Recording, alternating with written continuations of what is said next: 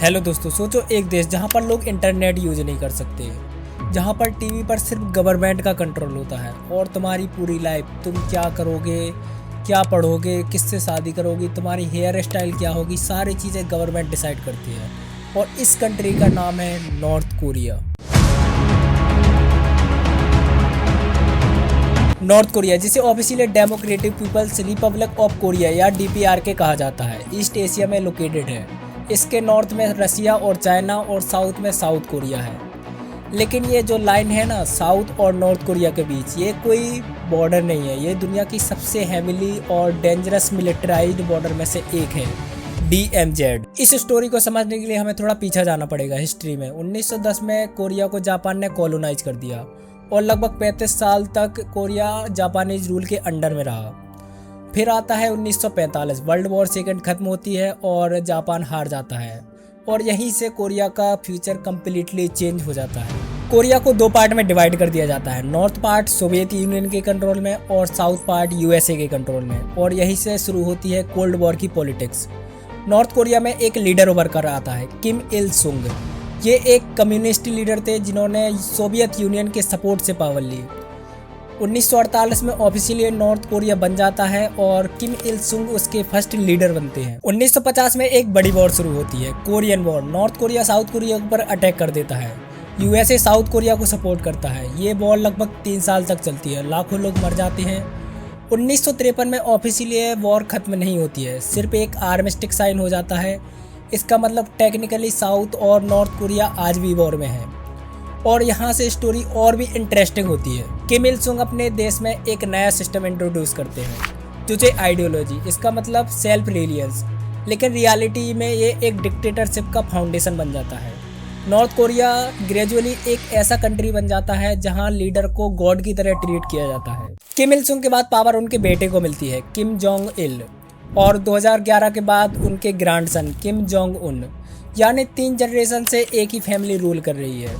अब बात करते हैं डेली लाइफ के कि नॉर्थ कोरिया के लोग रहते कैसे हैं। सबसे पहले फ्रीडम। नॉर्थ कोरिया में बेसिकली फ्रीडम जैसी चीज एग्जिस्ट ही नहीं करती। आप गवर्नमेंट के अगेंस्ट कुछ बोल नहीं सकते। अगर आपने बोला तो आप खुद ही नहीं, आपकी पूरी फैमिली पनिशमेंट होगी। अगर आप गलती करते हैं तो आपके बेटे और यहाँ तक कि आपके पोते को भी पनिशमेंट मिलेगी।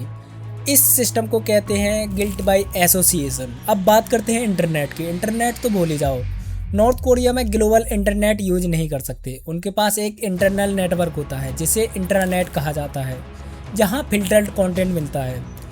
फेसबुक, गूगल, ये सारी चीज़ें वहां एग्जिस्ट ही नहीं करती। अगर टीवी की बात करें तो सिर्फ गवर्नमेंट चैनल।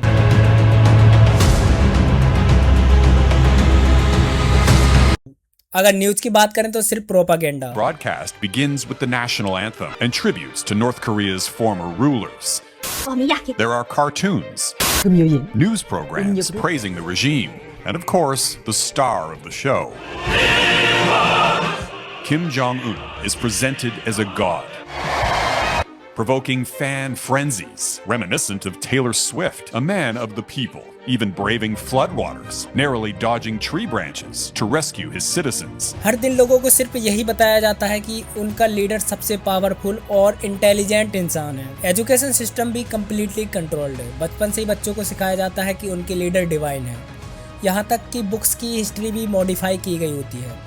अब आते हैं सबसे शॉकिंग पार्ट पर, लेबर कैंप। नॉर्थ कोरिया में पॉलिटिकल प्रिजन कैंप एग्जिस्ट करते हैं और यहीं से आती है एक real story, Shin Dong Hyuk की स्टोरी। साइन का जन्म 1982 में एक प्रिजन में हुआ था, हाँ जेल के अंदर, क्योंकि उनकी पेरेंट्स भी प्रिजनर थे।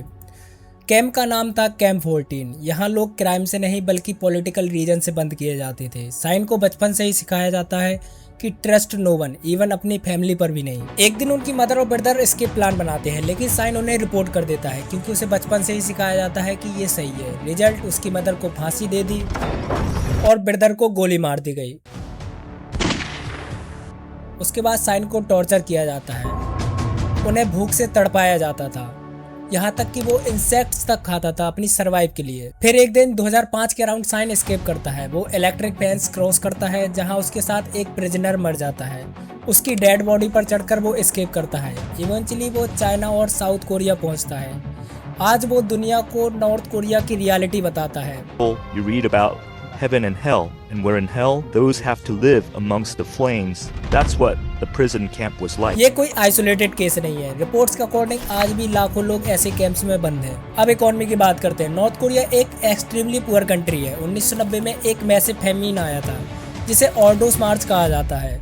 एस्टिमेट्स के अकॉर्डिंग लाखों लोग भूख से मर गए थे। नॉर्थ कोरिया में फूड शॉर्टेज आज भी एक मेजर इशू है।